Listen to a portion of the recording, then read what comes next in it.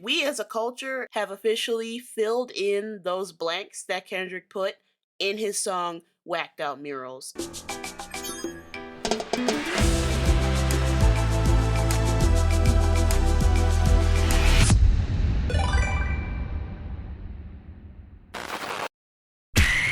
How's it going, y'all? It's Nixus here. I made a post earlier saying that I cracked the code.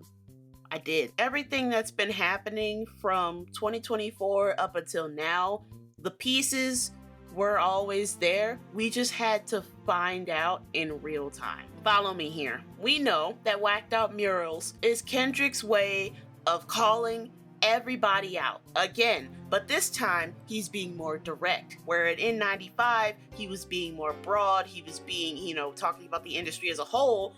Now he's calling people out. He is calling people out by name. He is putting people on blast. It used to be fuck that nigga, but now it's plural. It's fuck everybody, which is a direct rebuttal to Drake's interview 11 years ago. I almost wish he had come in there on that shit because I kind of lost like a little respect for the sentiment of the verse. If it's really fuck everybody, then it needs to be fuck everybody. Used to be fuck that nigga, but now it's plural. Fuck everybody. Gave him 11 years to get his shit together and said fuck everybody. It was the perfect cherry on top to all of the disrespect that he endured at the hands of this corny ass rapper because he felt some type of way because he took Kendrick's Control verse as a personal attack on him. And Kendrick was like, it wasn't even that serious, which is what he referenced in Euphoria. He said, this is a friendly fade. You should keep it that way. This is only an exhibition. I called you out by name because I wanted to see what you were bringing to the table.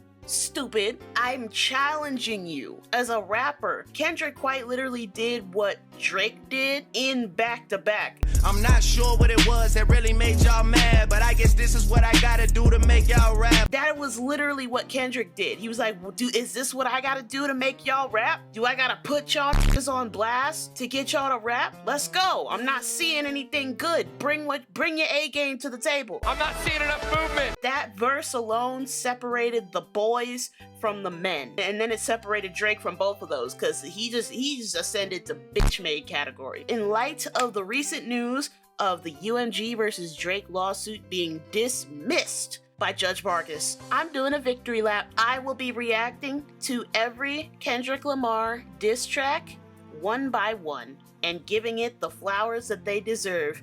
And you don't want to miss it. The Meet the Grams, bring your best black, bring it all black, come in your finest Sunday best, because it's time for another funeral service. Screw done did his funeral service, now it's my turn. Keep on the lookout for it.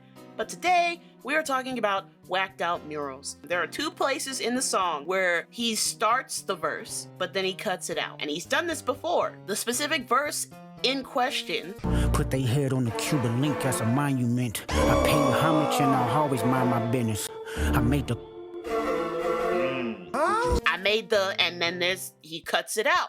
Back then, we didn't know what the fuck he was talking about, so we assumed that, he was just, that he had to cut it out for legal reasons. Nowadays, I'm starting to think that that may have actually been the case, but not in the way you may think.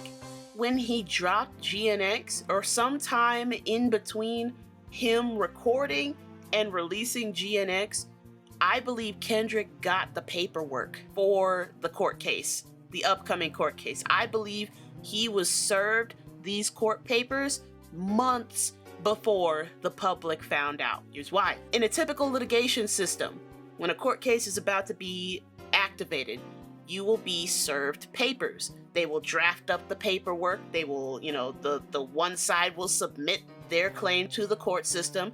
They'll process it in the court system, all the paperwork, all the information, and they will issue the paperwork to the defendant, a court summons, to bring them into court. While Kendrick wasn't involved with the court case directly, the person the defendant in question that was being served these papers was UMG as a corporate entity. At the top of that corporate entity is Lucian Grange. However, because Kendrick's name and his song was listed in the lawsuit as a point of interest, Kendrick was also heavily involved in this court case. So it would not just be UMG that are being served this paperwork, but Kendrick Lamar as well, because it's his song.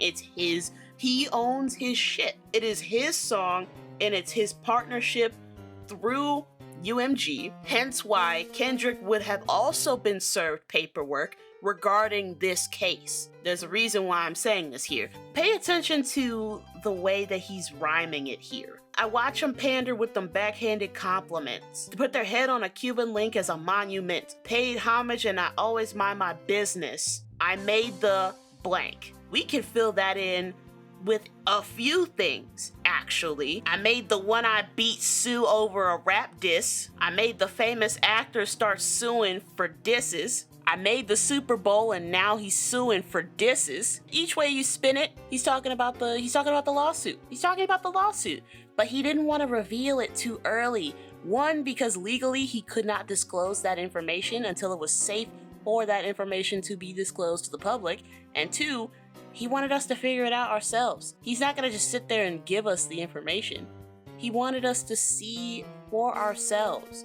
He wanted us to watch it happen in real time so that we could see it for ourselves and believe it. Because his words were always taken into question. And I even made a video about this before. He put out an entire album bearing his soul and talking about, being vulnerable and exposing the deepest reaches of his heart to prove to us as the listeners that he is not here to lie to us. That is the last thing he's here to do. He is here to tell the truth. He has always been a messenger whose sole purpose is to give us, the people, the raw, unfiltered truth. And this is what he's doing here. Second time he takes something out. Yo, hip hop. I watch the party just die. Niggas cackling about while all of y'all is on trial. He actually says it right here. He says all of y'all are on trial. And he literally did mean that. So in his way, he didn't tell us directly what was going on, but he slipped it in anyway. And it's funny that he uses trial because at the time, Diddy's thing was still going on. We thought he was talking about Diddy. Now with the new information that we have, we see that it wasn't just Diddy. It was Puff, Drake, Young Thug, all three. And we figured out later that Squabble Up was actually talking about Young Thug, who was previously on trial on a RICO charge and had just gotten let out because he gave information.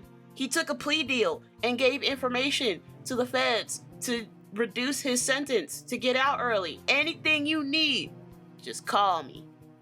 Hey man, watch out. Literally, that line could not have been attributed to just one person. There were too many people on trial for different reasons. Cackling about, he's calling out the hypocrites. He's calling out the hypocrites. The ones laughing at Puff, the ones laughing at Drake, the ones laughing at Young Thug, the ones laughing at Gunna. We didn't know that Drake was gonna do this punk shit at the time. So at first we thought, oh, okay, yeah, he cackling about Diddy. Hee ha ha, it is what it is. But now we know better. He was talking about the court case. He was talking about the trial before we even knew about it. That's how you know Kendrick knew about this court case before it even reached us. Kendrick knew.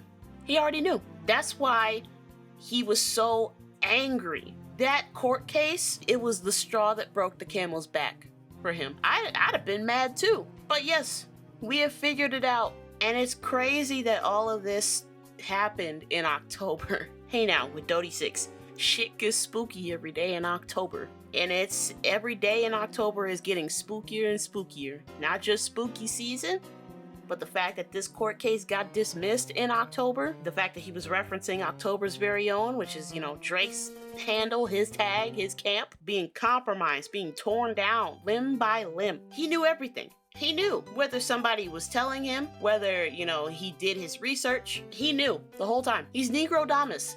It's official. He's officially Negrodamus. And so I just wanted to share that with you guys because once it hit me, once the rhyme scheme hit me and I was thinking about it, I'm like, oh my God, of course that's what it was. But If you like this video, go ahead and slap that like button. Comment your thoughts. What do you think? Did you know? Did you not know? Is this new to you? Or did you kind of have a theory about it beforehand? Let me know in the comments section. And as always, I have been Nixus, and I will catch y'all in the next video. See ya.